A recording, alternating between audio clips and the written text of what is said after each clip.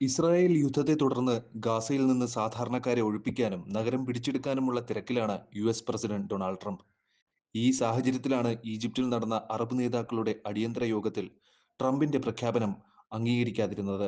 പകരം ഗാസയിലെ ജനങ്ങളെ കുടിയൊഴിപ്പിക്കാതെ 4.61 ലക്ഷം കോടി രൂപ ചെലവിൽ 6 വർഷം കൊണ്ട് ഗാസ പുനർനിർമ്മിക്കാനുള്ള തീരുമാനത്തിലാണ് അറബ് നേതാക്കൾ.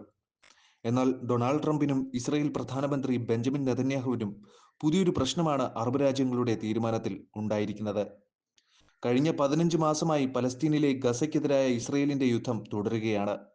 യുദ്ധം നിലവിൽ താൽക്കാലികമായി നിർത്തിവച്ചിരിക്കുകയാണെങ്കിലും ഇരുവിഭാഗങ്ങളും തമ്മിലുള്ള വെടിനിർത്തൽ കരാറിന്റെ അടിസ്ഥാനത്തിലാണ് യുദ്ധം അവസാനിച്ചത്. ഇതിനെ തുടർന്ന് ഗാസയിലെ ജനങ്ങൾ അല്പം ആശ്വാസത്തിലാണ്. അതേസമയം ഫെബ്രുവരി 4-ന് ഇസ്രായേൽ പ്രധാനമന്ത്രി Benjamin Netanyahu US President Donald ട്രംപുമായി വൈറ്റ് ഹൌസിൽ കൂടിക്കാഴ്ച നടത്തുകയുണ്ടായിരുന്നല്ലോ. ഗാസ യുദ്ധത്തെക്കുറിച്ച് ഇരുവരും ചർച്ച ചെയ്യുകയും ചെയ്തു. ഗാസയിലെയും ഇസ്ലാമിക രാജ്യങ്ങളിലെയും ജനങ്ങളെ ഞെട്ടിച്ചുകൊണ്ടായിരുന്നു ഡൊണാൾഡ് ട്രംപിന്റെ തുടർന്നുള്ള പ്രസ്താവന. അതായത് ഗാസ പലസ്തീന്റെ ഭാഗമായതുകൊണ്ടാണ് അമേരിക്ക ഗാസ ഏറ്റെടുക്കുന്നതെന്ന്. രാജ്യത്തെ എല്ലാ ആളുകളും അഭയാർത്ഥികളായി മറ്റു രാജ്യങ്ങളിലേക്ക് പോകണമെന്നും ട്രംപ് പറഞ്ഞു. അമേരിക്ക ഗാസ ഏറ്റെടുക്കും. ഇസ്രയേലുമായുള്ള യുദ്ധം മൂലം ഗാസ നാശത്തിന്റെ വക്കിലാണ്. അത്തരമൊരു സാഹചര്യത്തിൽ ഗാസയിലെ ജനങ്ങളോട് അവിടെ താമസിക്കാൻ ആവശ്യപ്പെടുന്നത് ആവർത്തിച്ചുള്ള സംഘർഷങ്ങളിലേക്ക് കാര്യങ്ങൾ നയിക്കും. അതുകൊണ്ട് അമേരിക്ക ഗാസ ഏറ്റെടുത്ത് വികസിപ്പിക്കും. കെട്ടിടാവശിഷ്ടങ്ങൾ നീക്കം ചെയ്യുകയും പുതിയ വീടുകൾ നിർമ്മിക്കുകയും ചെയ്യും. തൊഴിലവസരങ്ങൾ സൃഷ്ടിക്കപ്പെടും. അതിനുശേഷം എല്ലാ ആളുകൾക്കും അവിടെ താമസിക്കാം. ഗാസയിലെ ജനങ്ങൾ ഈ ദൗത്യത്തിനായി സഹകരിക്കണം. മറ്റു രാജ്യങ്ങൾ അവരെ സ്വീകരിക്കണം, ട്രംപ് പറഞ്ഞു. മറ്റൊരു അഭിമുഖത്തിൽ ട്രംപ് പറഞ്ഞത് അമേരിക്ക ഗാസ ഏറ്റെടുത്ത് പുനർനിർമ്മിക്കുമെന്നാണ്. അതിനുശേഷം ഗാസയിലെ ജനങ്ങൾക്ക് അവിടെ സ്ഥാനമുണ്ടാകില്ലെന്നുമായിരുന്നു.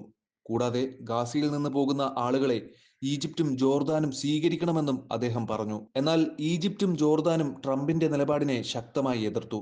വൈറ്റ് ഹൌസിൽ അമേരിക്കൻ പ്രസിഡന്റ് ട്രംപുമായി നേരിട്ട് കൂടിക്കാഴ്ച നടത്തിയ ജോർദാനിലെ അബ്ദുള്ള രണ്ടാമൻ രാജാവ് നേരിട്ട് തന്റെ എതിർപ്പ് രേഖപ്പെടുത്തി. ഗാസയിലെ ജനങ്ങളെ കുടിയിറക്കുന്നതിന് പകരം അമേരിക്ക അവർക്ക് വീടുകൾ നിർമ്മിച്ചു നൽകണമെന്നും അദ്ദേഹം പറഞ്ഞു. എന്നാൽ ഡൊണാൾഡ് ട്രംപ് അത് അംഗീകരിച്ചില്ല.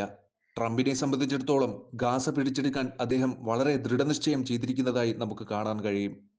ഇസ്രയേലും ഇതിനെ സ്വാഗതം ചെയ്തിട്ടുണ്ട്.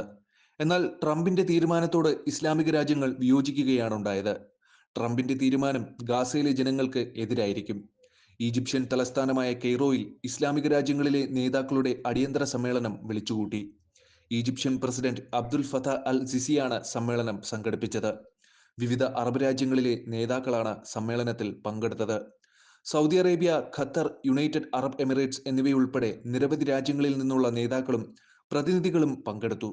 ഗാസ പുനർനിർമ്മിക്കുന്നതിനുള്ള ഒരു പദ്ധതി നാം കൊണ്ടുവരേണ്ടതുണ്ടെന്ന് Egyptian President Abdel Fattah al Sisi പറഞ്ഞു. ഇതിനു വേണ്ടിയുള്ള ഒരു പദ്ധതിയും അദ്ദേഹം വിശദീകരിച്ചു. പദ്ധതിയെ എല്ലാ അറബ് രാജ്യങ്ങളിലെയും നേതാക്കൾ അംഗീകരിക്കുകയും ചെയ്തു.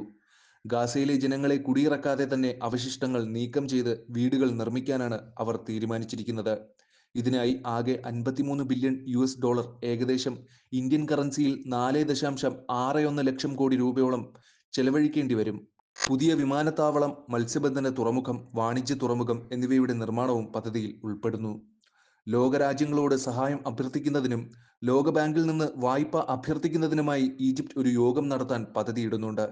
ഇതിനു പുറമെ അമേരിക്കയോട് സഹായം ചോദിക്കാനും തീരുമാനിച്ചിട്ടുണ്ട്. ഈജിപ്തിന്റെ പദ്ധതി നല്ലതാണെന്ന് പറഞ്ഞ് പലസ്തീൻ പ്രസിഡന്റ് മുഹമ്മദ് അബ്ബാസ് പ്രശംസിച്ചു. അമേരിക്കൻ പ്രസിഡന്റ് ഡൊണാൾഡ് ട്രംപ് ഇതിന് സമ്മതിക്കണം. ജനങ്ങളെ പുറത്താക്കാതെ തന്നെ ഗാസ നഗരം പുനർനിർമ്മിക്കാൻ സഹായിക്കണം. ആവശ്യമെങ്കിൽ പലസ്തീനിൽ പ്രസിഡന്റ്, പാർലമെന്റ് തെരഞ്ഞെടുപ്പുകൾ നടത്താൻ ഞാൻ തയ്യാറാണ്. എന്നാൽ അതിനുള്ള അന്തരീക്ഷം സൃഷ്ടിക്കാൻ നമ്മൾ എല്ലാവരും ഒരുമിച്ച് സഹായിക്കേണ്ടതുണ്ടെന്നും അദ്ദേഹം പറഞ്ഞു.